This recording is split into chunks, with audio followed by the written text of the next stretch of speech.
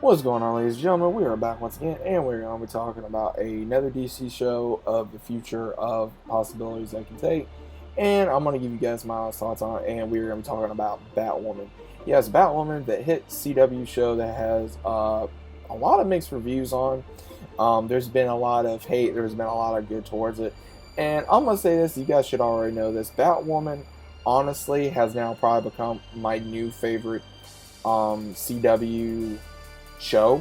Um, Not just because, if you guys should already know me, but I love Batman. I love the Batman cinematic universe. And the character Kate Kane has never been like a big character, but seeing Ruby Rose come in and take that character as her own and really empower that character, not just from the acting, but the story and everything of that nature, to where she brings a lot of amazing characteristics to the character itself. The story is good, out of my opinion. There's been things about it I don't care for, like seeing the with her fighting the suit like she did was very interesting. There was things about it again I don't really care for, like with Lucius Fox's son. That's been kind of up and down for me a little bit. Seeing of course, Beth, which we see Rachel Skarsten. She's done such an amazing job with that character as well. Um, she's done an amazing job with this character. I've seen, again, there's been a lot with this show. I cannot really hate on. I can't, because a lot of the show is actually good, and a lot of people are angry because, oh, they're putting this in there, or they're putting this in there, they're putting this in there. To me, it is fine with them wanting to put a female in another lead role, because they talked about that with Supergirl. It's fine putting another character in the lead role, and they bring a lot of, with I believe, the LGBT community in there, especially with Ruby Rose, actually with how her sexual preference is, which, to me, it's like, okay, that's fine, and she brings a lot of that into the character, and it's actually fine, to me, it doesn't bother me that they're saying, oh, like, I know there was one episode where it stated that Batwoman came out to be a lesbian. And to me, it was like, okay, like, we already knew this. Like, as fans, it's like, anyone does not know that should already know. But in the show, of course, they made a big deal.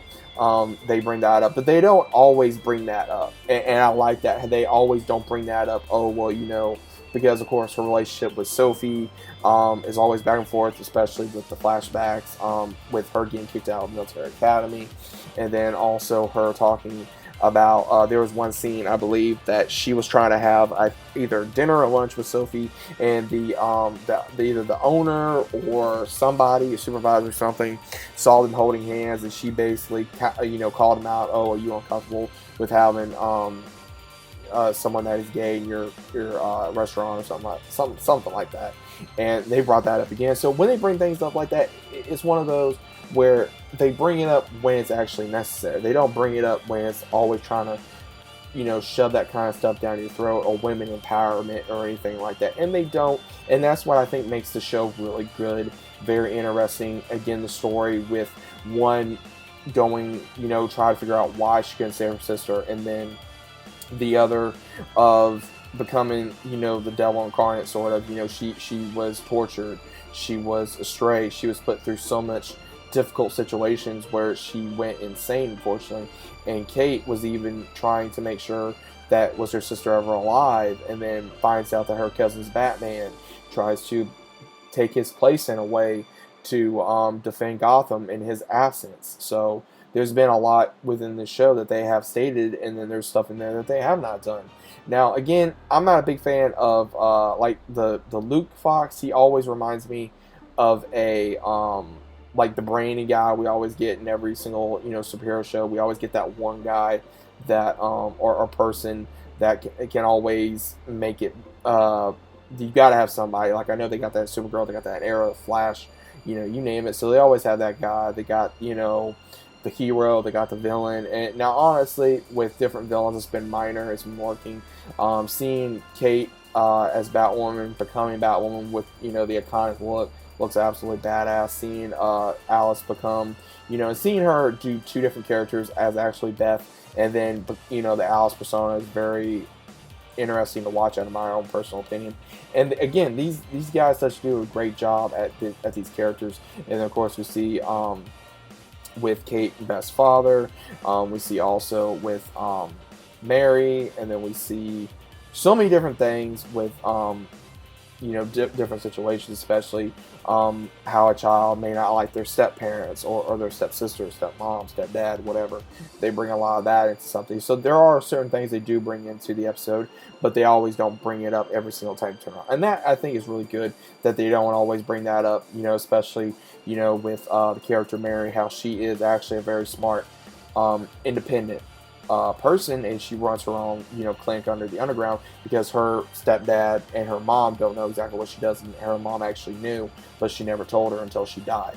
So I found that very interesting. The show itself, if I could see it going forward and to improve, some of the fight scenes I think need to improve. I think some of the scenes need to improve, such as different backgrounds, different scenarios of what's going on, like the kidnapping's kind of already there. They've done that several times, so they kind of need to change it up. I think that the show needs to go even further heights. They need to probably take more of a Batman possible area slash Arrow, maybe, to kind of go higher and above. Now there is talks about a Batwoman slash Supergirl crossover, which I would like to see happen very soon. I think that will probably help the show even further during the storyline, and possibly an arc. And then also seeing her in the Crisis was actually very interesting as well. And then we also got to see her in the other one as well, only for a tidbit. We did get to see her in there, but I think there's a lot in this world of the Arrowverse that they have not yet put into the show, and I do think that there is a lot of movement for this show that they can do, but they have not done as of yet. So I'm waiting to see how they're actually going to do it, and when they finally do it, I'm going to be very happy to finally see what is possible in the world of Batwoman. So I think it's going great. Guys, give it a chance. If you guys watched it, let me know what your thoughts are about it. If you enjoy it, okay. If you don't enjoy it, that's fine too. Let me know why, both in the comments down below. If you guys are new to the channel, let's consider about subscribing. Links down in the description below. Hope you guys are enjoying your day. Hope you guys are enjoying your weekend. This video is going to be coming up probably either on the weekend or tomorrow, possibly the weekend. So just keep an eye out for it. Much more videos coming about this in the future days. So let me know what you guys think about Batwoman in the comments. Is this the new favorite CW show now that Arrow is off? Let me know yes, if so. If not, that's fine too. Let me know your thoughts about it in the comments down below, and I'll see you guys on the very next one.